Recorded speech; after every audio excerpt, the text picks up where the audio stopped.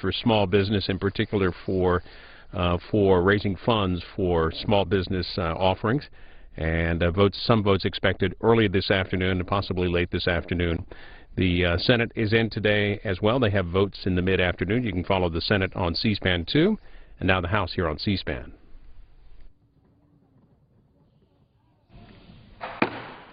The House will be in order. Prayer will be offered by our chaplain, Father Conroy. Let us pray. Eternal God, we give you thanks for giving us another day. We pause in your presence and ask guidance for the men and women of the people's house.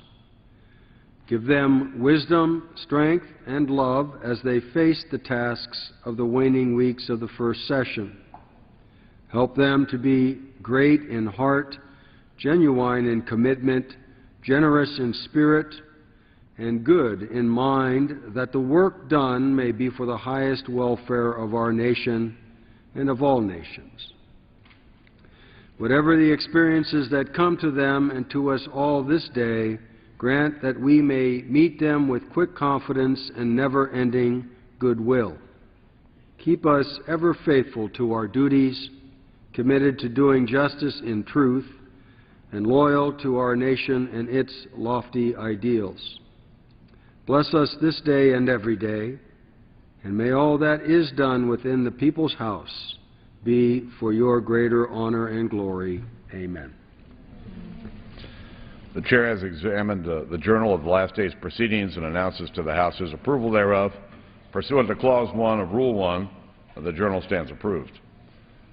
The Pledge of Allegiance today will be led by the gentleman from Pennsylvania, Mr. Pitts. Ask the guests in the gallery to join us in saying the Pledge of Allegiance to the flag. I pledge allegiance to the flag of the United States of America and to the republic for which it stands, one nation, under God, indivisible, with liberty and justice for all. The Chair will entertain up to 15 requests for one-minute speeches. For what purpose does the gentleman from Pennsylvania rise? Without objection.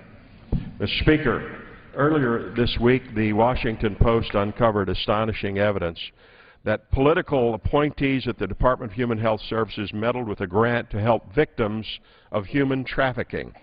For 5 years, the U.S. Conference of Catholic Bishops has provided these services. Now, the Post has revealed that the grant renewal was denied over objections of career staff, and despite the recommendations of an independent review board that rated the Catholic program as the best agency to do the work. In fact, some career staff within HHS refused to sign the documents awarding the new grants.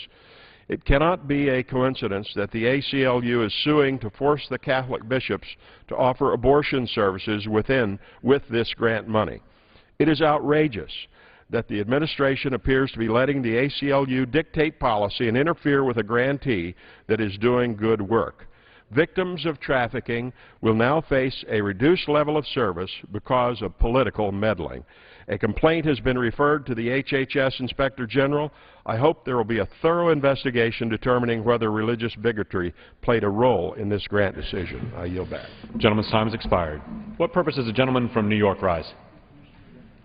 Gentleman from New York is recognized for 1 minute. Mr. Speaker, this week the partisan chairs of the previous Deficit Reduction Commission admonished the Supercommittee to go big with a package that includes a balance of cuts and revenues. Unfortunately, I think they will go small, and that would be a tragic lost opportunity. It would be a lost opportunity if the Supercommittee's legislation does not include job-creating measures, because the best way to reduce deficits is to create jobs. 10 years ago, the debate in this country was over the implications of repaying our debt in its entirety. We had that debate because under President Clinton, 22 million jobs were created and record deficits were turned into record surpluses. Mr. Speaker, the Supercommittee should be bold and include major investment in infrastructure. With interest rates at historic lows, it will never be cheaper to finance the massive backload of improvements that we need to make in order to stay competitive. Optimistically, economic growth of the next 2 years is not expected to be enough to sustain the current employment levels. That means unemployment will increase unless we act to create jobs. I urge the Supercommittee to do the right thing. Go big. The American people need to work, and much work needs to be done. I yield back. Gentleman's time's expired. For what purpose does the gentleman from Illinois rise? Gentleman from Illinois is recognized for 1 minute. Mr. Speaker, last week I was astounded to read a new Gallup poll on small business owners' concerns. And as you can imagine, in an economy like this, they have many concerns. But the issue that they said was the most important concern for small business owners was complying with government regulation. You know what? I didn't need a Gallup poll to tell me what I've heard from dozens of small business owners across my district. They feel threatened by the Obama administration's avalanche of needless red tape. In the House, we've worked hard to cut that red tape and provide pro-growth, pro-jobs environment here. We've passed more than 15 bills to cut red tape, most of them with bipartisan support. You can see all of them at jobs.gop.gov. Unfortunately, they now languish over in the cul-de-sac at the other end of this building called the Do-Nothing Senate. So I urge the Senate to listen to American small business owners, listen to their concerns, and pass the forgotten 15 and get Washington off the backs of small business and get Americans working again. I yield back. Gentleman yields back.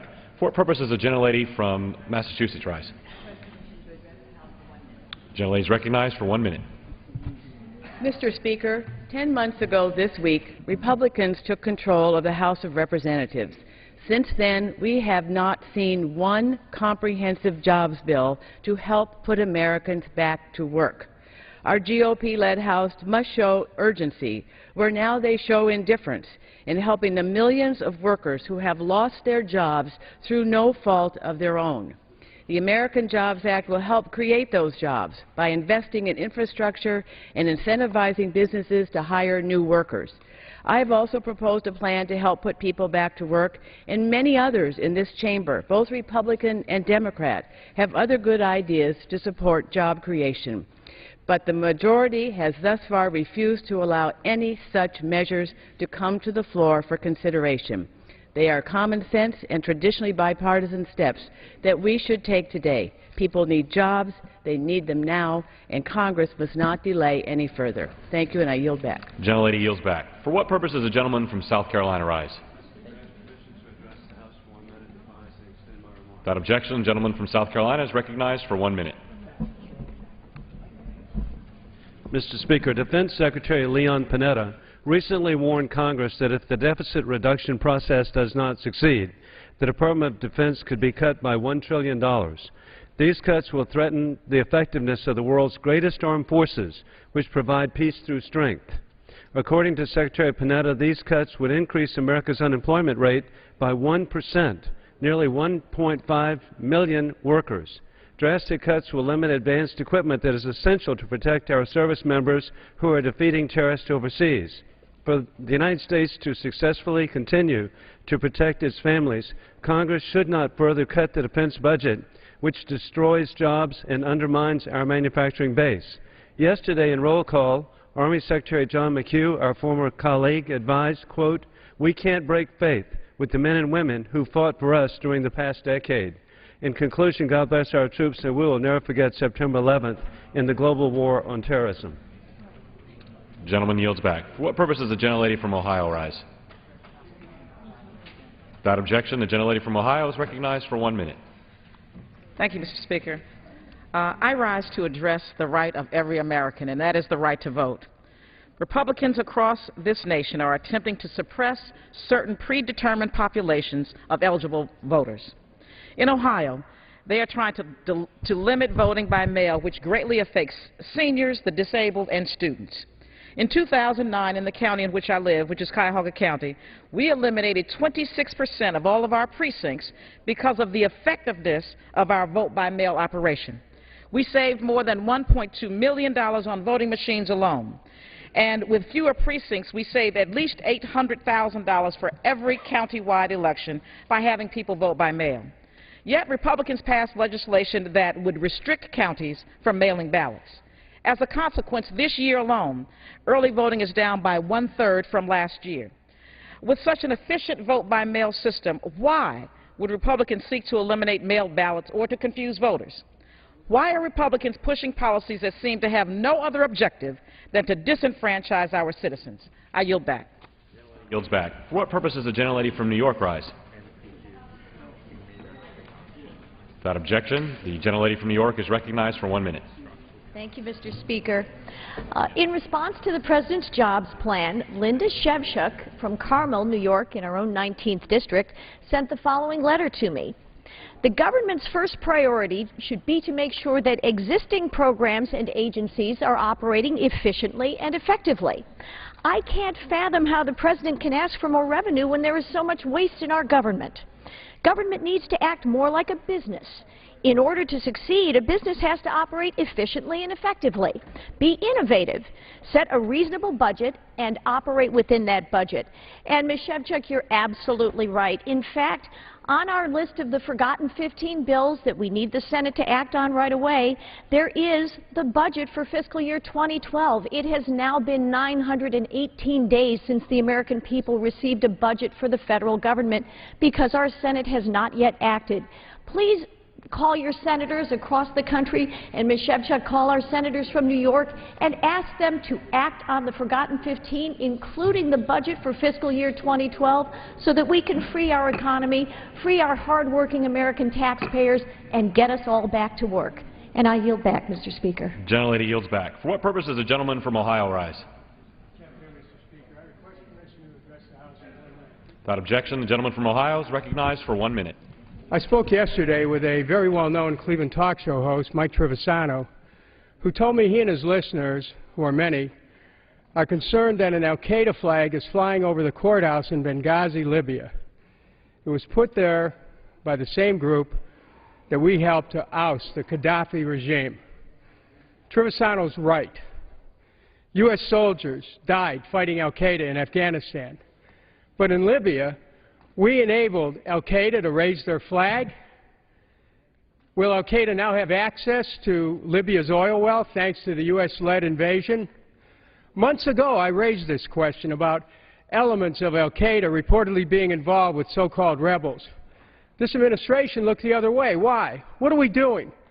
Our international policies are a diversion from our disastrous domestic policies. 14 million unemployed. Millions of small businesses at risk, millions of homes at risk, Social Security at risk.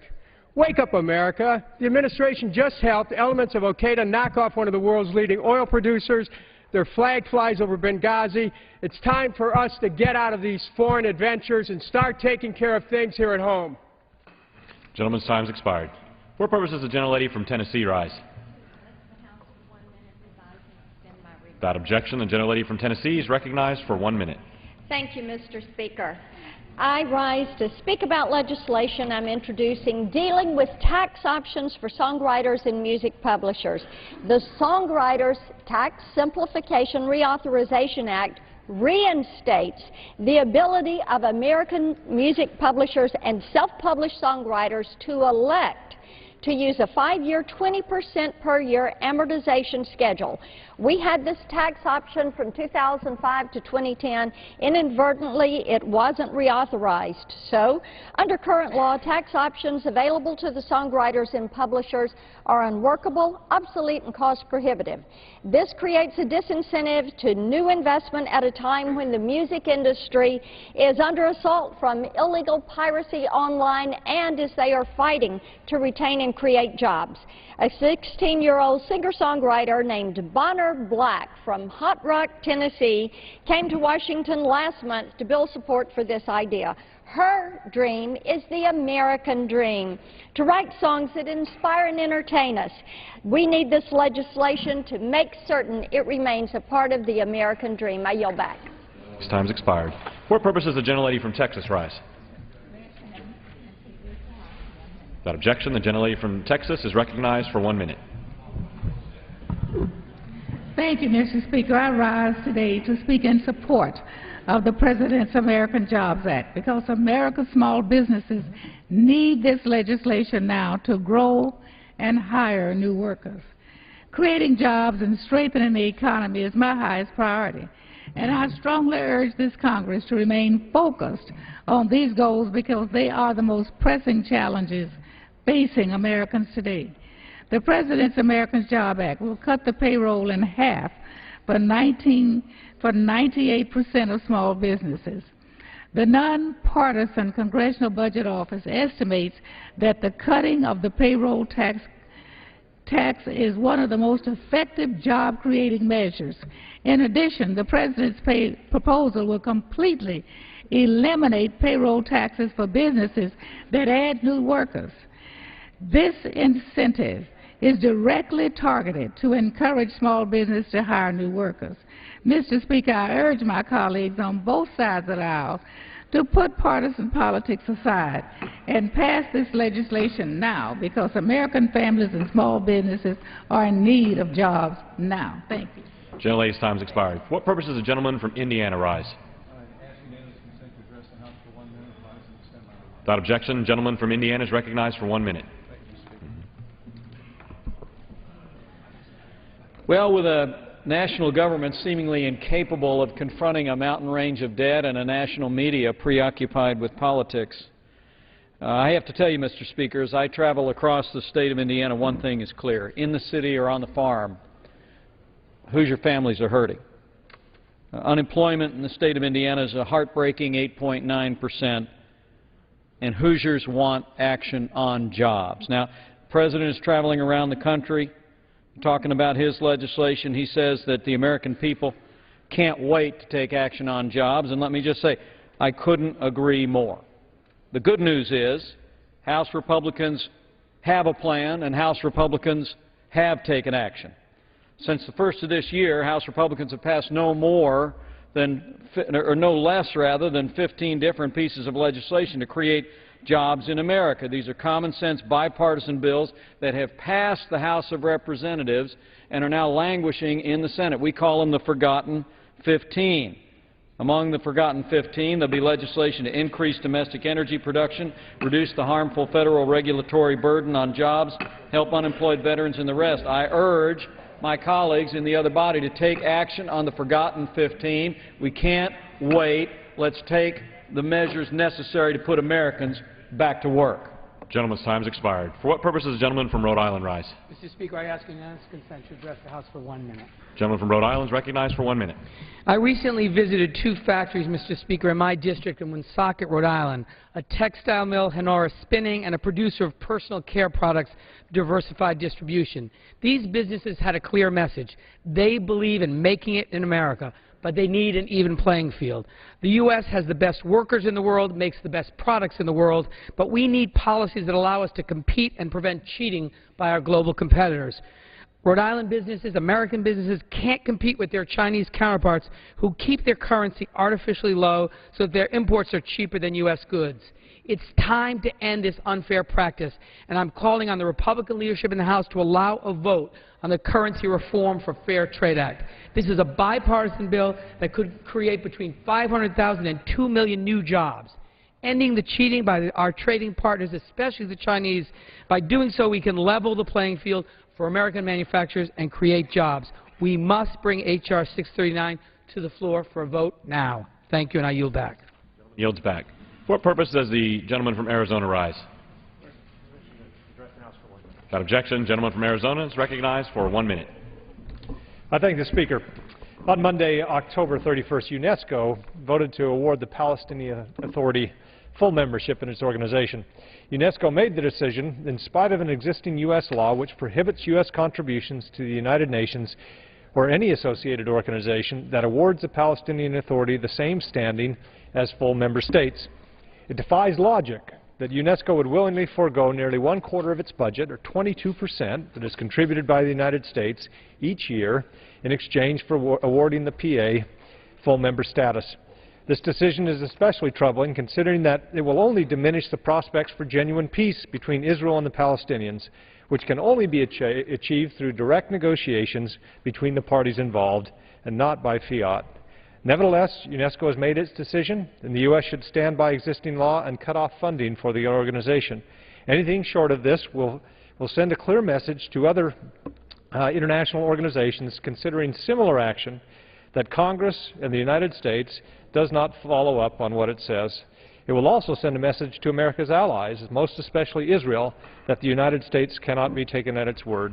Congress needs to stand by Israel and all of its allies and hold UNESCO accountable for the decision that it made. I yield back. Gentleman's time has expired. For what purpose does the gentleman from Texas rise? Request permission to address the House for 1 minute, Mr. Speaker, and revise and extend my remarks. Without objection, the gentleman from Texas is recognized for 1 minute. Mr. Speaker, members, I rise in support of the 54 million retirees, disabled workers, children, and spouses in our country who currently receive Social Security. For 75 years, Social Security has served as a promise to the men and women who worked hard all their lives to make this country great, and they could look forward to financial security later in their lives.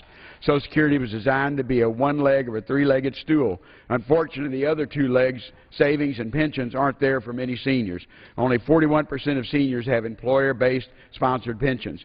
3 out of 5 senior households have no retirement savings at all, and 1 in 3 seniors rely on Social Security for 90% or more of their entire income. The Joint Select Committee on Deficit Reduction should not look at Social Security as a way to pay down our national debt or as a way to offset tax cuts for the most fortunate in our country. Social Security is not in crisis. It presently has a surplus of over $2.6 trillion, enough to pay its obligations in full for the next 25 years. Social Security needs to be reformed over the long term. These reforms need to be debated in proper order inside the appropriate committees in the House and Senate, not hastily put together. I ask my colleagues to stand together with America's seniors in support of a strong, robust Social Security program. Gentleman's time has expired. For what purpose does the gentleman from Florida rise? Without objection, gentleman from Florida is recognized for 1 minute. Thank you, Mr. Speaker. Born December 13, 1921 in Chicago, Illinois, Byron Day Tate, Jr. spent his early years working alongside his brother in a brass and iron molder. On November 14, 1942, Byron answered the call for service and enlisted in the United States Army. While in service, he saw action with the First Army across the European theater, and he was under the command of General Omar Bradley. He joined the D-Day invasion force in July of 1944 and saw combat in the Battle of the Bulge. After he returned to Chicago as a decorated and proud Army veteran, he married the love of his life, Mildred. And like so many of our brave World War II heroes, went on to become part of the greatest generation the world has ever seen. On October 20th of 2011, my uncle Byron Day Tate passed away at his home in Macon, Georgia. With his passing, however, I'm reminded that without the hard work and selfless sacrifice and attitude of our World War II veterans, this nation truly would not be what it is today. And with that, I yield back the balance of my time. Gentleman yields back. For what purpose does the gentleman from New Jersey rise? To address the House for 1 minute and revise and extend my remarks. Without objection, gentleman from New Jersey is recognized for 1 minute. Thank you, Mr. Speaker. 43 weeks, Mr. Speaker. 43 weeks my Republican colleagues have led the House, and they have failed to pass a single bill to create jobs. Our national unemployment rate has returned to 9.1% after declining earlier this year and late last year as a result of the Recovery Act. Yet my colleagues who ran on the platform of upholding a pledge to America to create jobs and strengthen the economy have failed to do so. Instead of delivering on their promise to 14 million Americans without jobs, the Republican Congress has decided to take off and work for themselves. This Republican-led Congress has only been at work for 111 days, leaving 105 days off for recess. With so many of our constituents out of work, Congress should be at work on their behalf, doing its job, creating jobs for Americans, and improving America's economy. That is why my Democratic colleagues and I have tried to do. We have proposed common-sense legislation that would strengthen our economy, create jobs now, and we ask that this is what we were sent to Washington to do. We must create jobs now. I yield back the balance of my time. What purpose does the gentleman from Florida rise? Without objection, gentleman from Florida is recognized for 1 minute. Thank you, Mr. Speaker. Mr. Speaker, I rise today to speak about jobs. Millions of Americans are hurting and need work. Our nation's veterans have been particularly hard hit by the economic downturn. With Veterans Day approaching, it is heartbreaking to see so many of our nation's heroes suffering. Nearly 1 million veterans are unemployed right now, and their unemployment rate exceeds the rest of the nation. We must act now, Mr. Speaker. Here in the House, we have passed the Veterans Opportunity to Work Act. This legislation takes an all-encompassing approach that incorporates education and training, eliminates roadblocks in the system, and helps veterans compete in a 21st century economy. Putting our veterans back to work is something we can all agree on, Mr. Speaker, and I encourage the Senate to address this important issue. Thank you, Mr. Speaker, and I yield back the balance of my time. Gentleman yields back. For what purposes does the gentleman from Florida rise, or Virginia rise, pardon me? I ask unanimous consent to address the House for 1 minute to revise and extend my remarks. No objection. Gentleman from Virginia is recognized for 1 minute. Mr. Speaker, we can't cut our way to national prosperity. Since President Obama took office, private sector employment has steadily grown, but largely due to misguided priorities of many Republican office holders, public sector cuts have offset that private sector job gain. In fact, the states that took the most severe hatchet to their state budgets have lost the most jobs and faced a more severe economic downturn.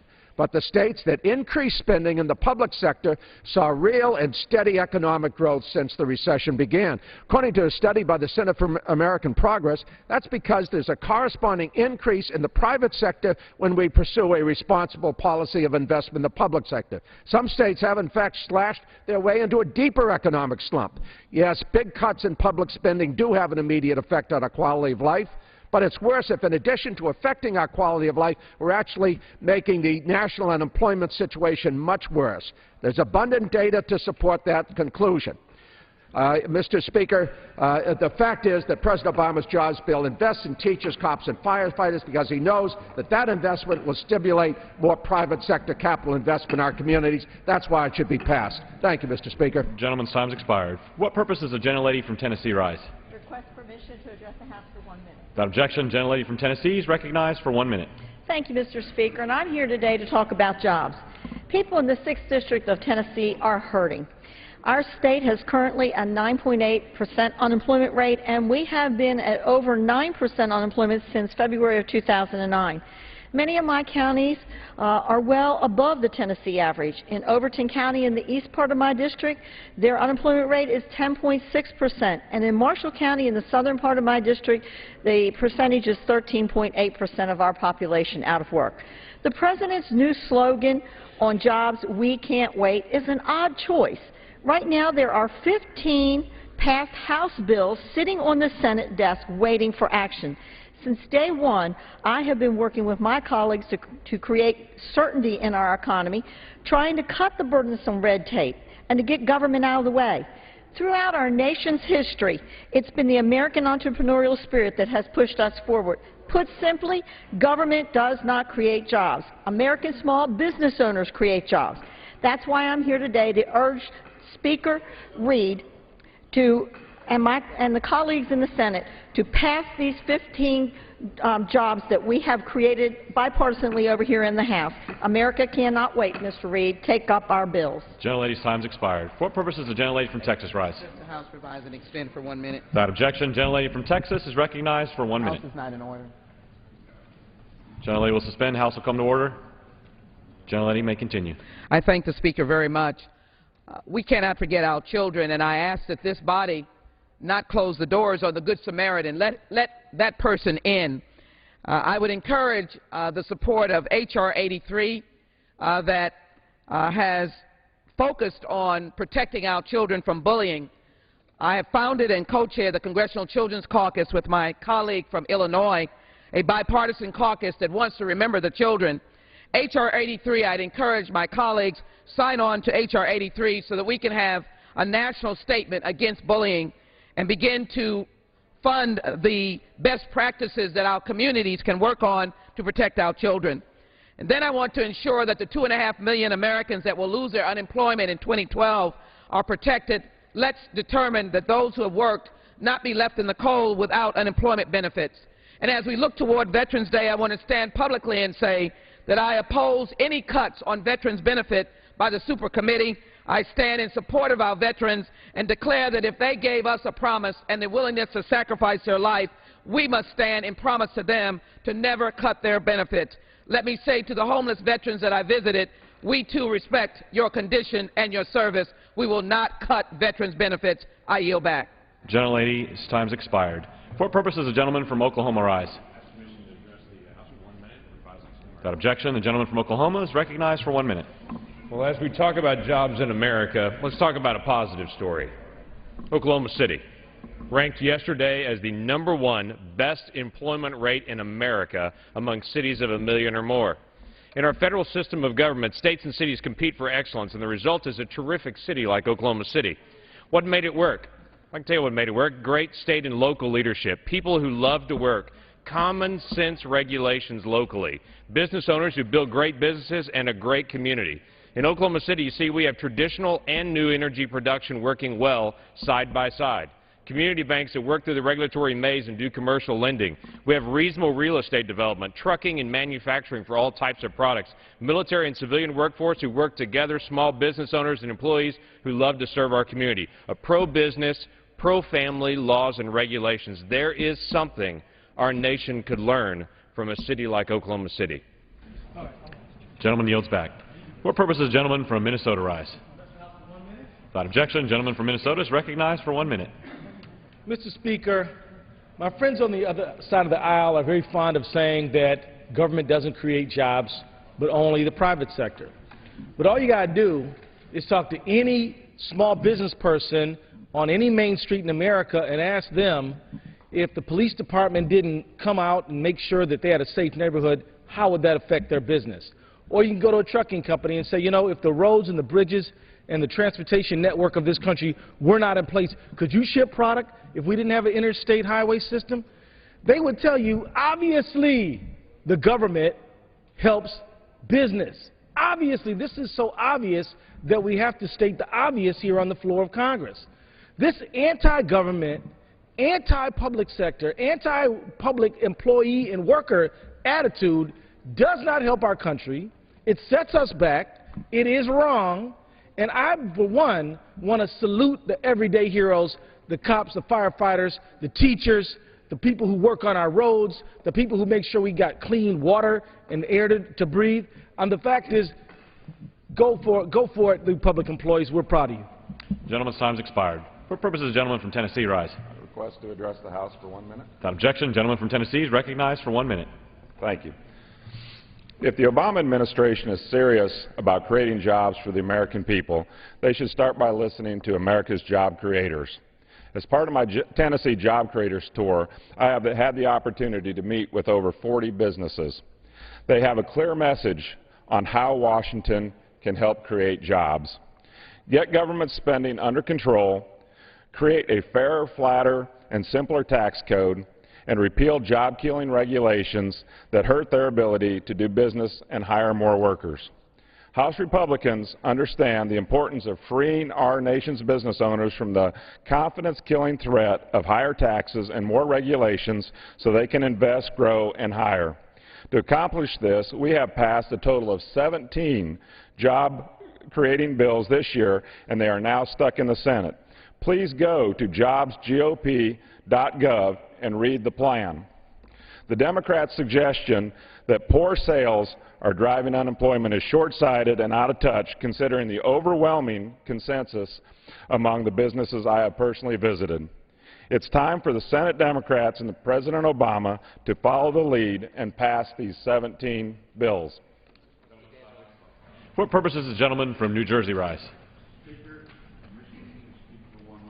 Without objection, the gentleman from New Jersey is recognized for 1 minute. Mr. Speaker, just a few days ago, Bernard Milliken, who is director of the Justice Department's Office of Community-Oriented Police Services, produced a job loss ratio and report on the police departments throughout the United States of America. Mr. Speaker, it was not a pretty picture. We pat our police officers on the back, say they do a good job, and watch 12,000 of them lose their jobs in the United States of America. There's one point I want to bring out here, Mr. Speaker, and it's this. If we place so much Homeland Security responsibilities on our first responders, then how in God's name can we turn our backs when cities and towns and rural areas are in tough financial shape? We will have an opportunity to rectify and right the ship this afternoon. Thank you, Mr. Speaker. I yield back. Gentleman yields back. For what purpose does the gentleman from South Carolina rise? Without objection, gentleman from South Carolina is recognized for 1 minute. Thank you, Mr. Speaker. Last week, unbeknownst to most people, because it doesn't make a lot of coverage, we did something in this House that most people in the nation didn't think we had the capability of doing. We passed, on a bipartisan basis, a bill that will help put people back to work. We passed a bill that made it easier for companies that do business with the federal government to get paid, the 3% withholding rule. Passed through subcommittee on a bipartisan basis, through committee on a bipartisan basis, and off of the floor of this House on a bipartisan basis. It's actually part of the President's jobs plan. The President directly addresses this 3% withholding in his jobs bill. Yet it got absolutely no attention. More importantly, it sits today at the Senate with absolutely no activity on it. This House, Mr. Speaker, has done its job, and we've done our job on a bipartisan basis to pass a bill to put people back to work. But the senators, most specifically the Democrat leadership in the Senate, are not doing their job, and I call upon them to do exactly that. With that, I yield back the balance of my time. Gentleman yields back. For what purpose does the gentleman from Tennessee rise? Address the House for 1 minute. Without objection, gentleman from Tennessee is recognized for 1 minute. Thank you, Mr. Speaker. Jobs is the most important issue this House can deal with. And it's been said in the past that there are two things that are bipartisan: defense budgets and infrastructure budgets, transportation. And historically, we've gotten together on transportation, and we've had a transportation bill, and we've developed a great infrastructure that made this country the country that it is. No longer is America the top nation in the globe on infrastructure. It's countries in Asia and other places. We're 15th on the list on infrastructure. The President's got a jobs bill that will put $50 billion into roads and bridges, infrastructure, and put people to work. 25,000 people for $1 billion of investment go to work. Ray LaHood, a Republican member of this House when I started, now the Secretary of Transportation, said yesterday that the Republican side, or at least some part of it's not here to get things done, that they're here only to defeat this President, and they need to pass the bill to put people to work and improve infrastructure. I agree with Secretary LaHood. Let's work for America together. Let's be bipartisan. Let's rebuild our infrastructure. Thank you, Mr. Speaker. I yield the remainder of my time. Expired. For what purpose does the gentleman from New Jersey rise? Without objection, gentleman from New Jersey is recognized for 1 minute. Thank you, Mr. Speaker. I want to follow up on my colleague from Tennessee. I heard my Republican colleague on the other side of the aisle talk about the Senate. Well, the fact of the matter is that the Senate Democrats on at least 2 occasions have tried to bring up the American Jobs Act, the President's Jobs Initiative. They even broke it into smaller pieces. But what happens is they vote for it, but they can't get the 60 votes because none of the Republicans will join with them to get over that 60-vote majority rule. So this is being held up by the Republicans. Here in the House, Speaker Boehner has said that he will not post the American Jobs Act. You know, it's been 43 weeks since the Republicans took control of the House, and they haven't passed a single jobs bill yet. When the Republicans say, oh, they're passing bills to deregulate, that's not going to create jobs. I spent a lot of time in the last few weeks going around on the main streets in some of my districts, and on some of the main streets, and talking to small businesses. And they like the American Jobs Act because they like the fact that it has the payroll tax reduction. They like the various tax credits if they hire people. But when you ask them about regulation, regulation is not the issue, Mr. Speaker. Gentleman's time has expired. The Chair lays before the House a communication.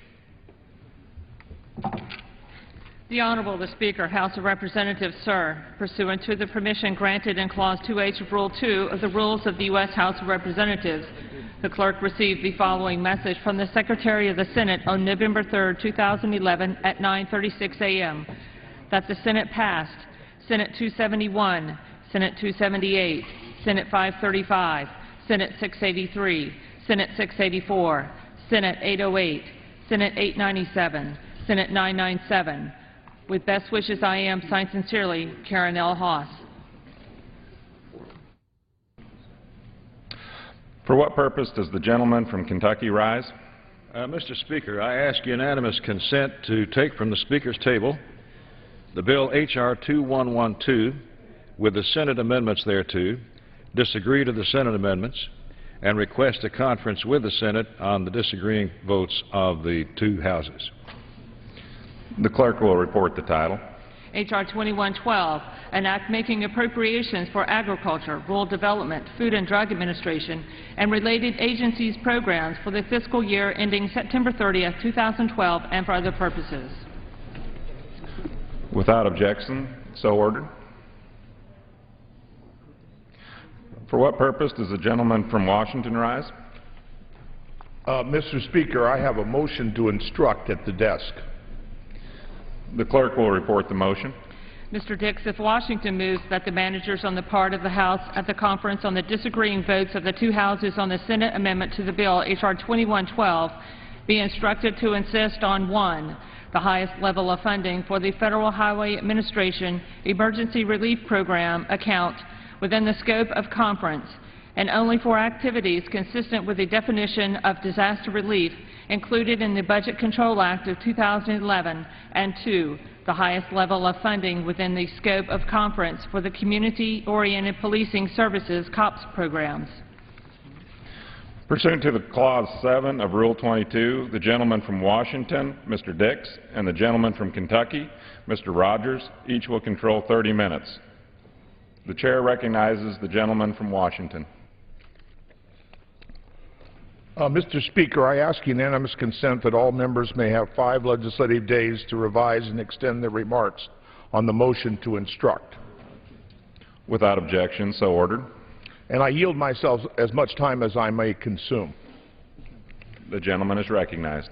Mr. Speaker, the motion instructs conferees to provide funds needed for the Federal Highway Administration to eliminate the backlog of repairs to highways, roads, and bridges damaged in natural disasters. The motion also instructs the conferees to fund the Community-Oriented Policing Services COPS program. It is not unusual for Congress to appropriate funds to address the backlog of disaster repairs for highways, bridges, and roads. Since 1989, Congress appropriated additional funds to eliminate the emergency relief backlog on 20 separate occasions. This motion will put nearly 60,000 construction workers to work repairing roads and bridges in 37 states.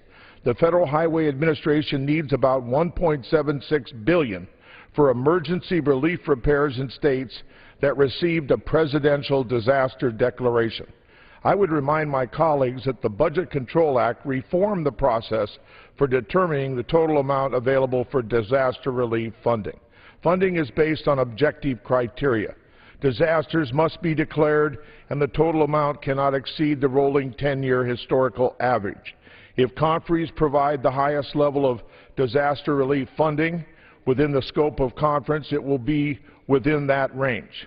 The motion instructs conferees to remain consistent with the Budget Control Act, and the Act makes clear that if disaster relief funding is within the average, it does not need to be offset. The motion simply asks the House to honor the agreement on disaster relief reached in the Budget Control Act. The motion also instructs the conferees to support the highest level of funding for COPS within the scope of conference. The House bill, as reported by the Appropriations Committee back in July, included no funding for the COPS program.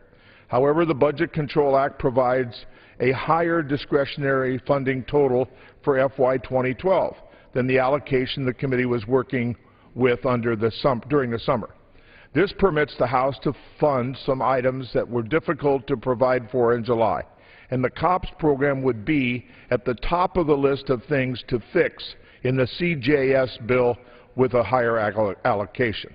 The House has supported COPS on a bipartisan basis, and it is needed now more than ever.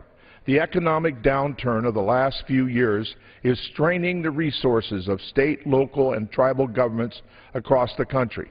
Public safety agencies have been affected, along with nearly everyone else. According to the COPS office, nearly 12,000 police officers and sheriff's deputies will have been laid off by the end of 2011. Approximately 30,000 law enforcement jobs are unfilled. And an estimated 28,000 officers and deputies faced week-long furloughs in 2010. We can't fix all the financial pressures facing local law enforcement, but we can do something to help stem the tide.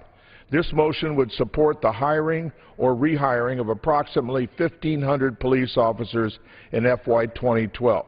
Mr. Speaker, I urge the House to vote yes on the motion to instruct, and I reserve the balance of my time. The gentleman reserves his time. How much time did I take, by the way? Too much. Gentleman used 3.5 minutes. Thank you. The gentleman from Kentucky is now recognized. Mr. Speaker, I have no other speakers other than myself at this point, so I reserve the balance of my time. Gentleman reserves. Gentleman from Washington. Yes, I yield 4 minutes to the distinguished gentleman from New Jersey, Mr. Pasquale, who's been a tireless advocate for both the COPS program and our firefighters and for local law enforcement. Mr. Pasquale.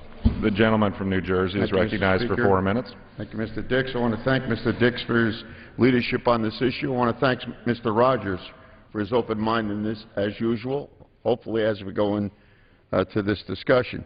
As co-chair of the House Law Enforcement Caucus, I want to call everyone's attention to one of the glaring differences between the bill the Senate passed earlier this week and the one reported by our own Appropriations Committee, funding for our local police officers.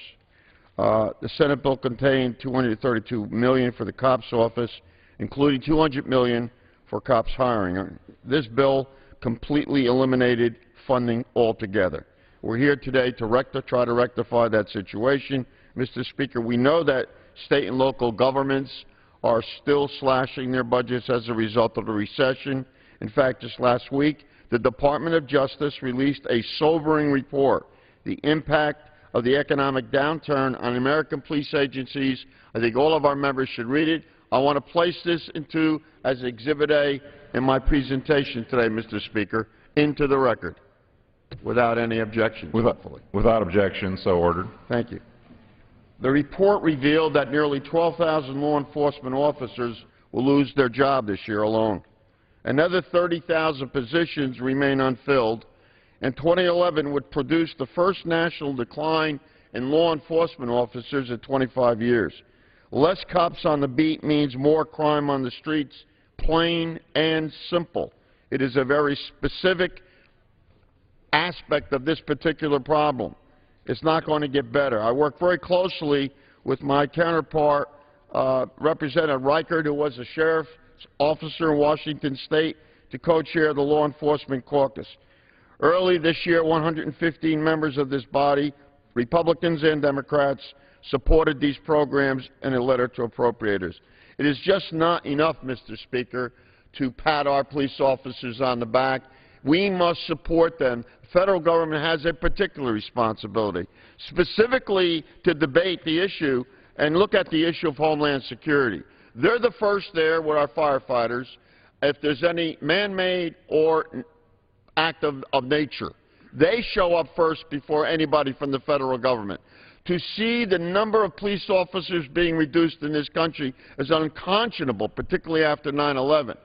Our crime is rising specifically in the towns where these police officers have been laid off, furloughed, demoted, and certainly lacked a promotion. The federal government has some responsibility here.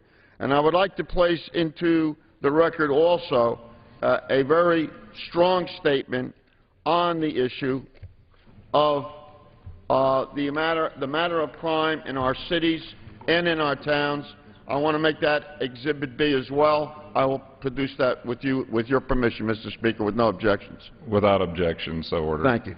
I think the Homeland Security issue is a critical issue, but let's bring it back to our own towns. Police departments in the United States now have put on a list of priorities what they're going to respond to and what they cannot respond to. Listen to these. They stopped responding to motor vehicle thefts in many towns. They've stopped responding to burglar alarms that go off. They've stopped responding to non-injury motor vehicle accidents. In many towns, the warrant squads, if you don't know what a warrant squad is, then you don't know what police departments do day in and day out. They've been minimized. 2 or 3 people left to try to find the folks that have perpetuated crimes in our communities. They reported decreases in investigations of property crimes. You talk about a response when you call the police department. What is the response in terms of investigating these particular crimes? This has all come out under the Justice Department. I'm not making these numbers up. That's why I submit for the record the numbers. Let me just conclude, Mr. Speaker, in saying this has to be a priority. Protecting the public is our primary priority. And I ask consideration of what Mr. Dix is putting forth today. Thank you very much. Thank you, Mr. Dix. The Chair recognizes the gentleman from Kentucky. I continue to reserve. The gentleman reserves. Mr. Speaker, I yield 3 minutes to the gentleman from Massachusetts, the ranking member of the Transportation HUD Subcommittee, Mr. Olver. The gentleman from Massachusetts is recognized for 3 minutes. I thank the gentleman for yielding time at this point. Thank you, Mr. Speaker. Mr. Speaker, I rise in support of the motion to instruct conferees. This motion would instruct the conferees to provide adequate funding to the Federal Highway Administration's Emergency Relief Program in order to eliminate the backlog of repairs needed as a result of hurricanes, earthquakes, floods, and other natural disasters. Since the Hayden-Cartwright Act of 1934, Congress has repeatedly recognized the need to provide assistance to states when unanticipated disasters occur without conditioning the support on cuts to other programs. Currently, there is roughly $1.75 billion in emergency relief backlog covering disasters in 37 states. The 2012 year has been an unusually active one for natural disasters, and 33 states have experienced declared disasters totaling $1.4 billion since the beginning of this year alone. This includes $50 million in repairs that are needed in my state, Massachusetts, due to tornadoes in the spring and damage from Hurricane Irene, $42 million needed by Iowa to repair damage from Missouri River spring floods, and $100 million in Ohio due to severe rainfalls in the early spring. Mr. Speaker, as we have done 20 times since 1989 during both Republican and Democratic Congresses, we have a responsibility to our neighbors to provide the funding needed to address their emergency relief needs.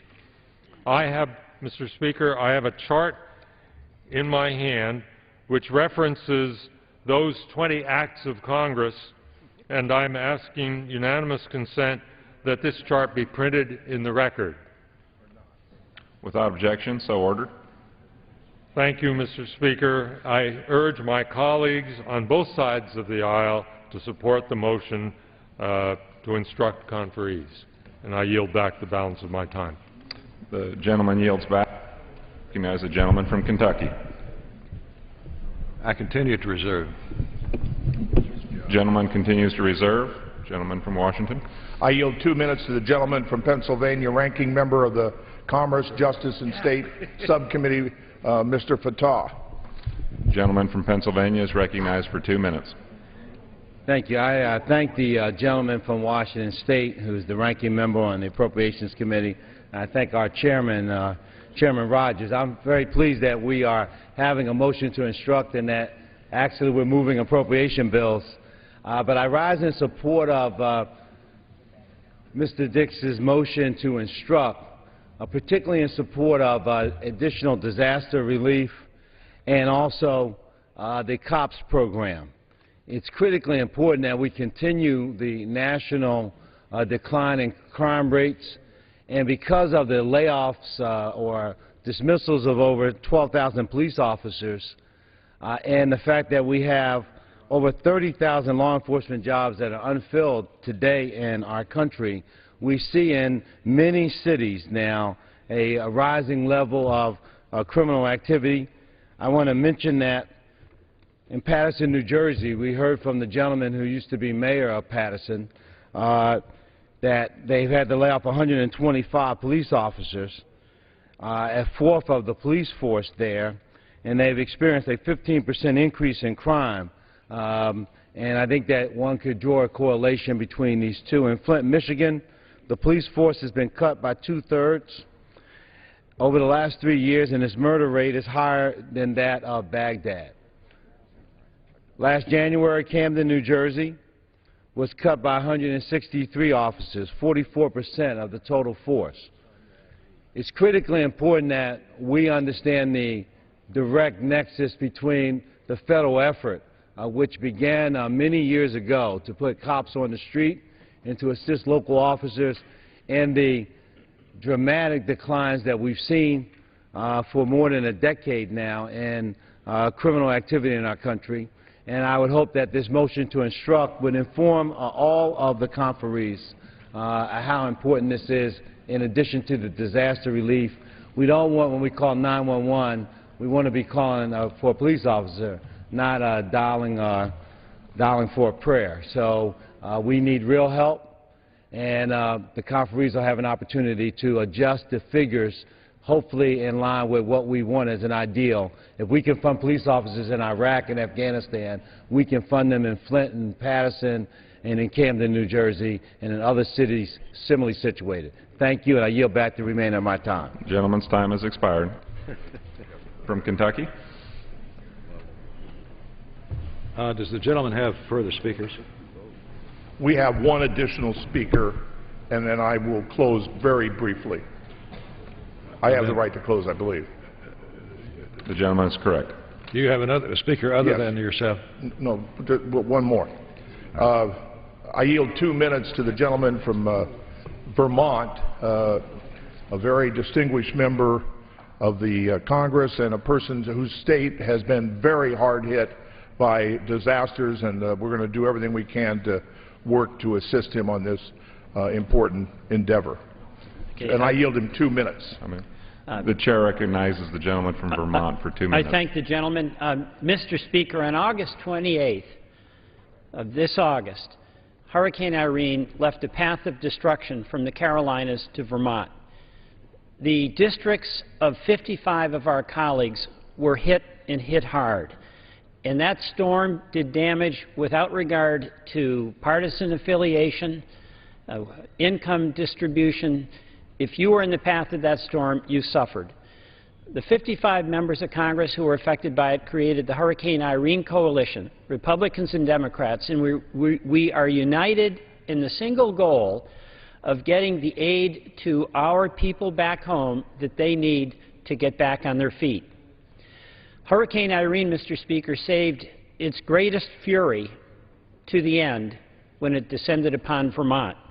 It was the biggest damaging storm that we've had in 100 years. We lost 700 homes of hardworking Vermonters, many of whom had no flood insurance. 260 roads and 30 bridges were impassable. 13 communities were entirely cut off. The good news was that the Vermont response was extraordinary. People came together. They started a school on the town green when they were in Pittsfield, unable to go north or south because the road was cut off. Then when the main artery was reopened so school buses could pass, but they couldn't get out on their road, they got their chainsaws out and cut a half-a-mile path through the woods so the kids could get to school. That's the kind of spirit that we find in our districts, and I'm very proud of Vermont, and all of our colleagues are as well. Mr. Speaker, I also want to express a statement of gratitude. I've had the opportunity to visit with Mr. Rogers. I've had the opportunity to visit with Mr. Latham, with Mr. Olver, with Mr. Kingston, with Mr. Dix, with Mr. Cantor, where they've given me the opportunity to tell them the specific story of Vermont and hear my request that Vermont be treated as Vermonters have treated others. I rise in support of this motion to instruct so that this Congress can do what it's always done. It's come forward to help people in this country who've been on the bad end of a tough storm. Thank you, and I yield back. The gentleman yields back. Chair recognizes the gentleman from Kentucky. Is the gentleman from Washington State prepared to close? Yes, I'm prepared to close and yield back the balance of my time. Well, Mr. Speaker, I recognize myself for such time as I may consume. The motion to instruct conferees on the fiscal year 012 bill will encourage the conferees to consider and support several funding items as they negotiate the final agreement on this three-pack of bills. While I believe that this motion is necessary, I am willing to accept the gentleman's motion as it does address some important issues that will be considered by the conferees. As we move forward, I expect the ranking member and myself to work together to negotiate these issues, and therefore today I can accept this motion. First, if approved, the motion would express the House's support for funding for the COPS program within the Department of Justice. While local law enforcement is primarily a state and local responsibility, there is strong bipartisan support for a variety of federal programs that help first responders, including the COPS program for state and local police. The Commerce Justice Science Bill has historically included a range of programs to strengthen local law enforcement, including burn grants, state criminal alien assistance, juvenile accountability, programs to combat violence against women, and COPS programs. COPS has not only supported hiring and rehiring of new officers, but also has allowed local police departments to modernize their technology and to address the enforcement and cleanup challenges of the meth epidemic. However, we must make these funding decisions very carefully to avoid adverse impacts. State and local budgets are often incapable of sustaining new first responder positions when federal money runs out, and this risk is especially high given the current economic challenges in our local communities. Second, this motion encourages the conferees to support funding for the Highway Emergency Relief Program, commonly referred to as the ER program. This program is authorized and provides states with funds to repair eligible roads damaged by disasters and catastrophic events. This program was created to rebuild after disasters and get businesses and everyday life back up and running. Unfortunately, in 2011, the total amount of eligible disaster-stricken roads exceeded the level of available ER funds. It's important that we now provide the appropriate level of funding to ensure that states and communities receive the legitimate assistance that they are relying upon. So, Mr. Speaker, again, while I don't think this motion is necessary, I will accept it and look forward to working with both sides on these important issues to come up with a satisfactory solution. Will the gentleman yield? I yield.